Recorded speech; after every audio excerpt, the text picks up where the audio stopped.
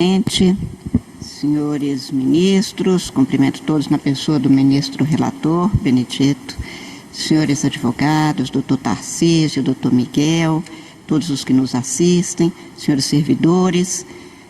Senhor presidente, eu estou acompanhando o ministro relator na parte dispositiva, mas acho que não se pode deixar de realçar a gravidade deste quadro. Não o que foi provado, e por isso a fala tanto contido no voto do ministro relator, quanto nas que se seguiram, que é preciso ter atenção em que impulsionamento não pode ser confundido com redirecionamento, que isto pode sim gerar uma tal gravidade que importe em ilícito eleitoral grave, que essas coisas têm que ter um cuidado especial da justiça eleitoral, muito mais com o avanço dessas tecnologias que nós nem sabemos onde vão dar.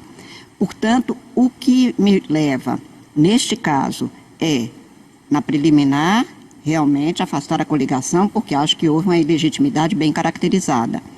E, especificamente, quanto ao pleito, concluir pela improcedência, porque não me parece do cenário fático descrito na inicial, que é o que conforma o meu raciocínio, tal como posto no voto do ministro relator, me leva a concluir no sentido da improcedência. Mas eu não afasto que um cenário como este há de ter o cuidado em cada caso, não é depois se afirmar, nem por outros juízes dos tribunais regionais eleitorais, nem por juízes eleitorais, nem pelos advogados, que o TSE resolveu que esse tipo de impulsionamento não tem importância, não configura ilícito. Pode configurar.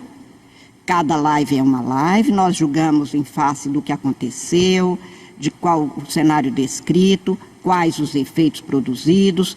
Também não vejo como se afirmar genericamente, como se pudesse ter um placebo jurídico que vale para tudo, que não gera desinformação. Pode gerar. Neste caso, não se comprova do cenário descrito que a circunstância de ir a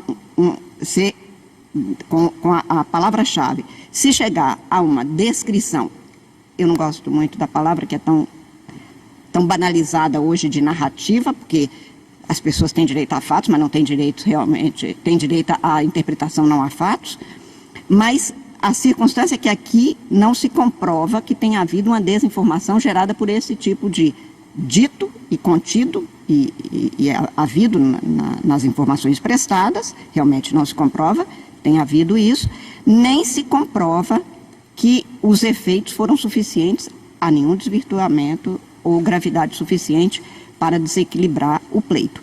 Mas eu faço essas ressalvas, presidente, para se evitar uma interpretação da nossa decisão. O que estamos decidindo é, num processo em que a coligação e os autores da ação fazem um pedido e para isso descrevem um cenário fático. Eu sou do tempo em que na advocacia a gente tinha uma petição inicial com o caso, o fundamento e o pedido. E o caso descrito na inicial é o que marca a atuação do juiz. O caso aqui descrito não leva a uma configuração ou uma prova, na minha compreensão, com as vendas até do ministro Raul, que conclui pelo ilícito. Eu não vejo como se comprovar o ilícito, mas me preocupa o impulsionamento, presidente, enormemente. Impulsionamento tem sido utilizado de formas variadas e pode gerar consequências, e em outro caso, referente até às eleições de 2022, pode-se chegar à conclusão, no outro quadro descrito e com outro tipo de prova realizado no processo, que se tenha realmente um ilícito e uma gravidade suficiente para que a conclusão não seja que nós estamos chegando aqui. Eu faço essas observações porque também concordo com o ministro Raul Araújo ao dizer que este é um tema que nós da Justiça Eleitoral, e Vossa Excelência tem sido um enorme guerreiro nisso, de postular, pleitear, propor e realizar todas as medidas e providências necessárias para que a Justiça Eleitoral dê cobro a qualquer tipo de desvirtuamento, de desinformação, de truncamento de informações, mas não é o que se apresentou neste caso. E apenas por este quadro, que, portanto, é o que demarca o meu raciocínio, o caso apresentado não me leva a acolher fundamentos bastantes para que o pedido possa ser considerado procedente. Apenas isso. Mas este realce que eu dou é para que se impeça que, na sequência, se interprete equivocadamente, como nós estamos a dizer, que impulsionamento não gera, pode gerar, impulsionamento pode ser mal utilizado e a comercialização de espaços para desinformação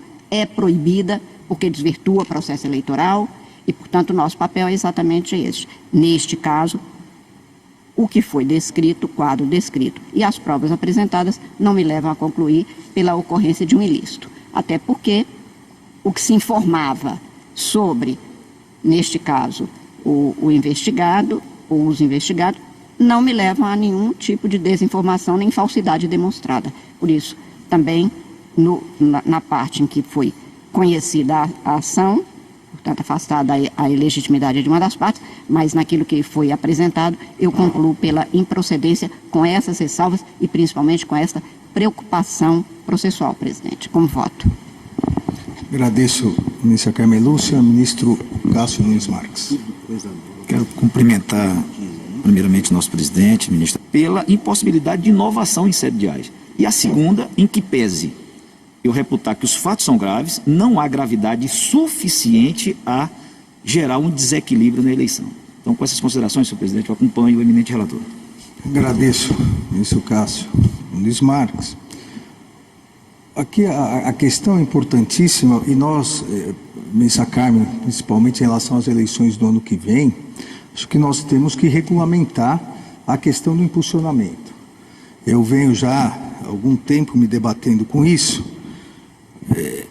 e há um voto meu anterior que não é a situação desse caso, mas é uma situação que, como foi dito da tribuna, chamei mesmo de estelionato eleitoral. Todos aqui devem se recordar, é o fato de você procurar um candidato, o nome do candidato, ao você clicar o nome do candidato, vai para um outro. Conheça, veja, você teve interesse pelo candidato A, mas conheça o candidato B, ele é muito bom, e leva para um outro candidato. Olha, você está desvirtuando a vontade do eleitor de procurar saber mais sobre um candidato. Presidente, se me permite, isso seria como para o eleitor ou cidadão ter clara ciência do que estamos falando. É como se você procurasse um produto que pudesse ser vendido, porque liberdade não se vende, aqui é a liberdade do eleitor, mas um produto para adquirir, um remédio, e ele te remetesse a um outro completamente diferente que pode levar ao adoecimento daquele que adquire. É mais ou menos isso que acontece aqui. Exato, ministra Carmen, no julgamento anterior, no julgamento em que proferi esse voto, eu citei, inclusive, que, em termos econômicos, o Superior Tribunal de Justiça já fixou que isso é ilegal. Você procura o carro de uma marca tal, ao clicar, joga para outra marca.